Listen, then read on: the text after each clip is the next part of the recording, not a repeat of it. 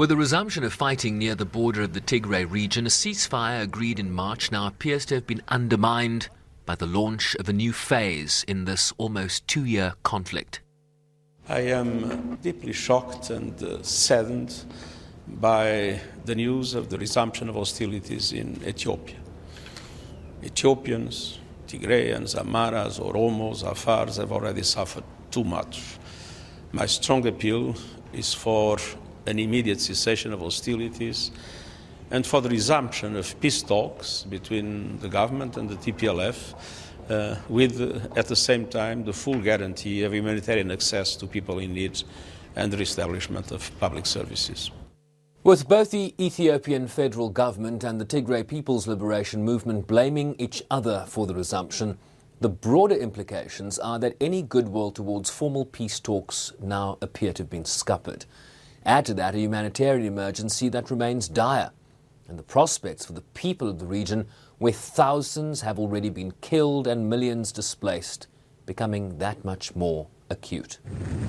With the World Food Programme warning that the theft by Tigrayan forces of over 500,000 litres of fuel would make it impossible to distribute food, fertilizer and emergency supplies across the region. The World Food Programme warehouse in Mekele was forcibly entered by Tigrayan forces who took 12 fuel trucks, tankers, with 570,000 litres of fuel. The team on the ground successfully tried to prevent this looting. These stocks of fuel were to be used solely for humanitarian purposes, with the distribution of food, fertilizer, and other emergency relief items. This loss of fuel will impact humanitarian operations in supporting communities in all of northern Ethiopia. We condemn any looting or confiscation of humanitarian goods or humanitarian premises. And we call on all parties to uphold their obligations under international humanitarian law and to respect humanitarian personnel, activities, assets, and goods. All this while Ethiopia faces its worst drought in decades, with some 17 million people now targeted to receive assistance amid worsening malnutrition levels. Parts of the country face a risk of flooding in the coming weeks. More than 1.7 million people are likely to be impacted, including more than 400,000 men, women, and children at risk of displacement.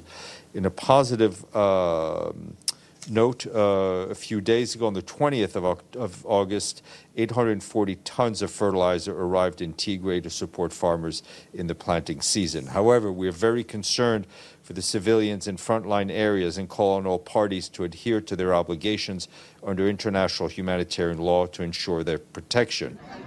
The war has seen atrocities on all sides, while a UN International Commission of Human Rights on Ethiopia is expected to submit a written report to the Geneva-based Human Rights Council this September. Sherwin Brycepease, SABC News, New York.